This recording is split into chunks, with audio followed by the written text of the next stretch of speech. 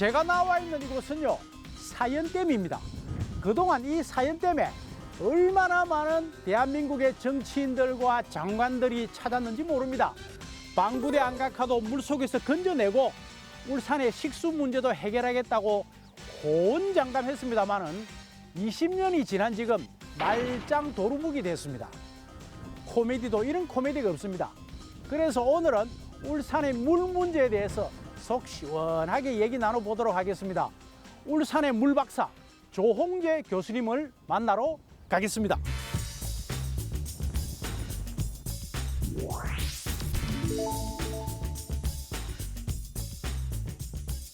네, 울산대학교에서 40년 가까이 물 문제를 강의해 오신 조홍재 교수님 자리 함께 했습니다. 교수님 어서 오십시오. 안녕하세요. 예. 교수님 저희들 뒤로 이 사연댐이 보이는데 와, 물 억수로 많이 빠졌네, 그죠? 이렇게 이제 전국적으로 이 가뭄으로 식수난을 겪고 있는데 울산은 좀 사정이 어떻습니까? 지난 10월부터 오늘까지 온 강우량이 한 253mm 정도가 왔는데 그 정도 가지고는 지금 현재 댐에서 보시다시피 댐 주수율이 1-20%밖에 안 되거든요. 그리고 지난 3월에 얘가 수위가 낮아가지고 제가 급수도 못했던 그런 부분이 있습니다. 그러니까 뭐냐면은 사연댐뿐만 아니고 울산에 4개의 댐이 있는데 대부분 다 저수율이 한 1-20%밖에 안 되거든요. 그러다 보니까 가뭄이 심각하고 생활용수 대부분을 낙동강 물에 의해서 의존하고 하다 보니까 뭐 수도값이라든지 물값에 대한 스트레스를 많이 받고 있는 그런 상태입니다.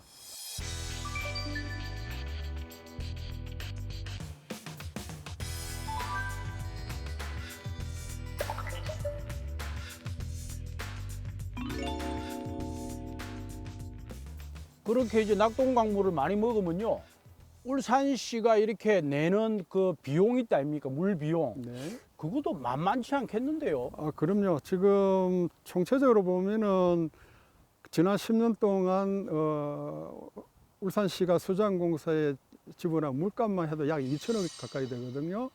예? 2천억 가까이 됩니다. 물값이 10년 동안 약 2천억 정도 되고요. 우와. 그 내용을 조금 이렇게 이제 나눠서 보면은 사실은 이 사연댐과 대곡댐이 울산에 있는 댐인데 이게 다 물값을 수자원공사에서 저에다가 우리 울산시가 내고 있거든요. 그럼 낙동강물 가져오는 물값을 내는 게 아니고 사연댐, 대곡댐도 물값을 내고 있다. 톤당 233.7원.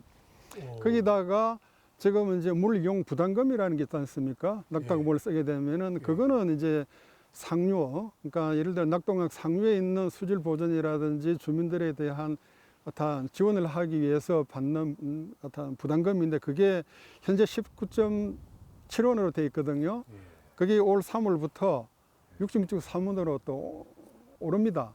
그러면은 현재 물값만 약 한 233.7원을 톤당 내고 있었는데 그게 300원이 되는 거죠. 톤당 300원.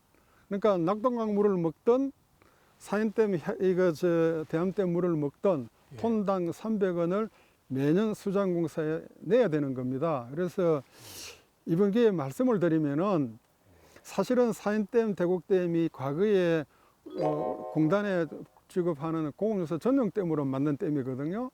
근데 이게 이제 상수도 생활용서 댐으로 바뀌었잖아요. 그럼 이게 울산댐인데 지금도 수자원공사에다 물을 갖다가 톤당 233을 내고 있다는 게 말이 됩니까? 안 되죠. 그래서 이번 기회에 제가 하나 제안을 드리고 싶은 것은 사연 대곡댐에 대한 관리권을 수자원공사로부터 울산시가 받아와라 이거죠. 그러면 이 물값 안 내도 되거든요. 낙동강 물 가져오는 거는 그건 어쩔 수 없다 하더라도 이 물값만은 이제는 안 내야 되겠다 하는 겁니다. 그래서 이 부분을 제가 꼭 좀 강조를 드리고 싶네요. 그 저희 아파트에도 그 물 이용 부담금이 올랐다고 이렇게 붙었더라고요. 공지가요. 와, 근데 엄청 많이 올랐습니다. 올 7월부터요. 네. 또 수도 물값 올린다고 그러던데요. 지금 이 670원으로 톤당 돼 있는데 아마 그게 770원으로 100원 올릴 거고요.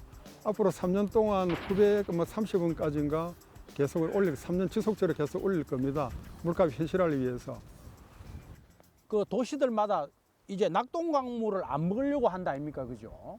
그런데 이 사연댐 물하고 실제로 우리가 사용하는 저 낙동강 물하고요, 실제로 수질은 어떻습니까?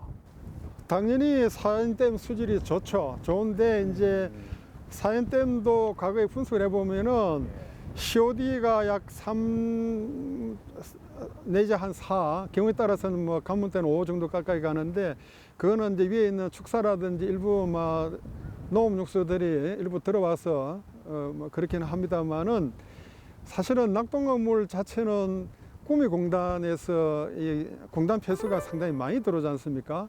그래서 대구에서도 그 물 안 먹겠다는 거고, 울산도 가급적이면 그 얘기 하는데, 사실은 구미공단에서 지금 뭐 정확하게 발표는 안 됐지만 연구 그거로 보면은 약 3,000가지 이상의 어떤 화학물질이 구미공단에서 배출이 된다, 낙동강물에 섞여 있다라고는 분석은 되어 있습니다. 근데 이제 실제로 이제 상수도 이제 고도 정수 처리를 하기 때문에 먹는 물 자체에는 별 지장이 없습니다만은, 예를 들어서 처리가 안 된 물, 또 상수도에 대한 기준에서 분석 안 한 것들 따진다고 생각한다 그러면은 당연히 자체 수원, 울산 같으면은 사인댐, 대곡댐 물을 먹어야 되죠.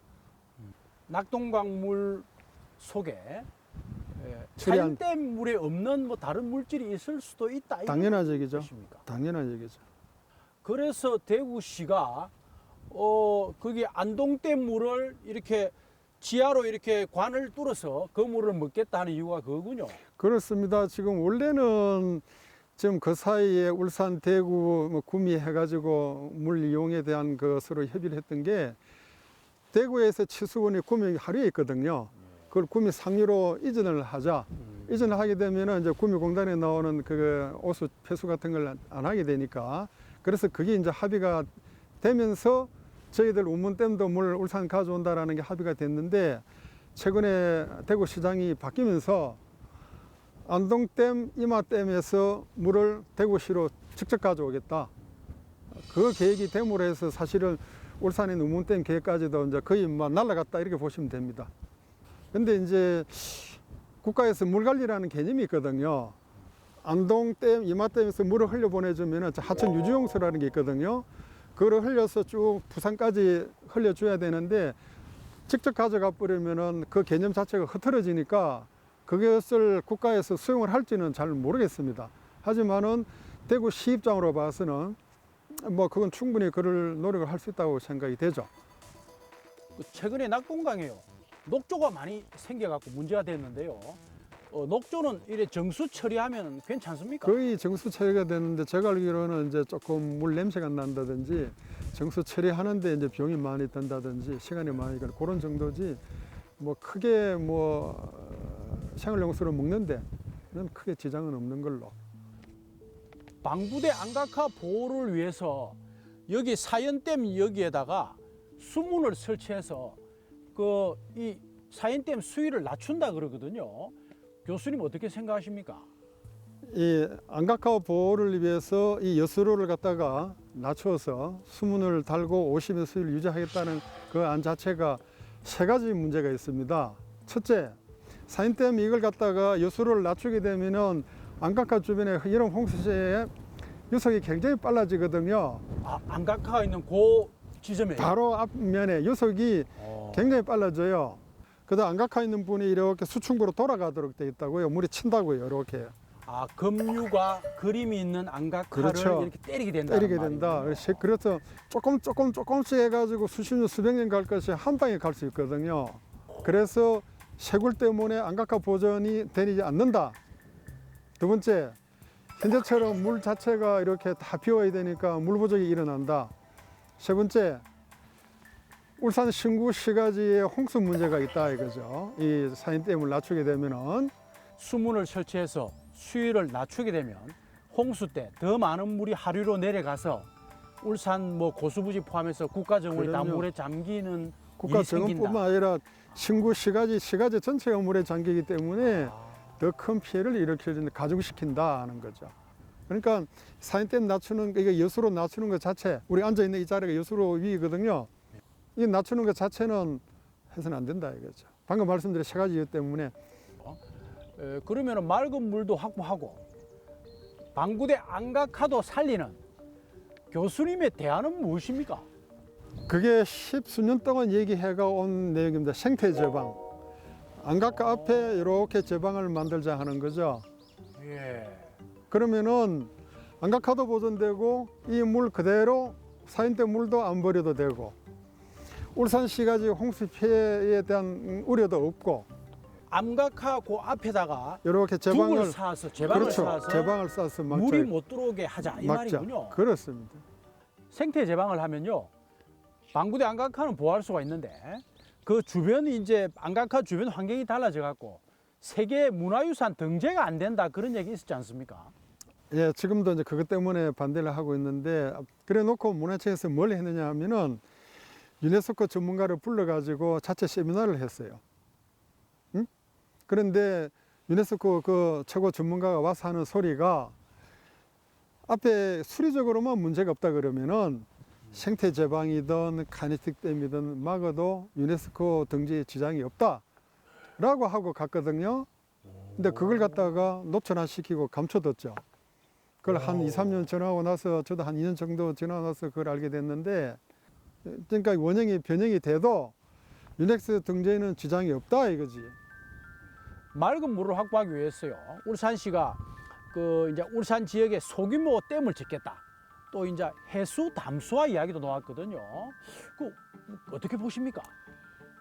근데 한 20년 전에 울산에 소규모 댐 건설 조사를 한 게 8개 댐 후보지가 있는데 실제로 이제 개발 가능한 게 한 4개 정도 댐 그리고 한 10만 톤 정도 확보가 가능하다라는 건 조사는 돼 있었죠. 근데 그 자체가 소규모 댐 건설하는 비용, 그 다음에 뭐 주민들 반대 등등 또 기간도 10년 이상 걸리고 하니까 현실성 문제 때문에 이제 그게 뭐 유보가 돼 있던 게 현재 왔고요. 그 다음에 해수 담수화는 가능은 하죠. 근데 처리 비용이 이 생활용수 일반 것보다 10배가 들어요. 해수 담수화 처리 비용이. 그렇죠. 비용이 많이 들죠. 역 삼투압 비용이 10배 이상 들어요. 그래서 와. 해수 담수화 시설은 가능하지만은 근데 처리 비용이 엄청 많이 들 거다 하는 거죠. 그거는 이제 경제성 문제. 울산의 물 문제 해결을 위해서요, 장기적으로 울산시와 울산 시민들이 무엇을 해야 되겠습니까? 제일 중요한 거는 울산시 자체가 이제 수원 확보, 즉 사인댐 같은 수원을 확보로 첫째를 해야 되고 두 번째는 울산 시민들이 쓰고 있는 물 전략, 현재 굉장히 물을 많이 쓰고 있고 앞으로도 지속적으로 늘어날 거로 보는데 물을 전략을 당연히 해줘야 된다는 부분하고 울산시에서 해야 될 부분, 이 상수도에 대한 누수가 많이 생기고 있으니까 누수율을 갖다가 상당히 현재도 많이 좋지만은 누수율을 갖다가 10% 이하로 지속적으로 떨어뜨려 줘야 되는 부분. 아까 말씀드렸듯이 사인댐, 대곡댐의 관리권을 반드시 울산시가 가져와야 된다. 그거는 꼭 강조를 좀 해주셔야 되는 부분입니다. 교수님 덕분에 오늘 울산의 물 문제에 대해서 많은 공부를 했습니다. 예, 감사합니다. 교수님 오늘 말씀 고맙습니다. 감사합니다. 감사합니다.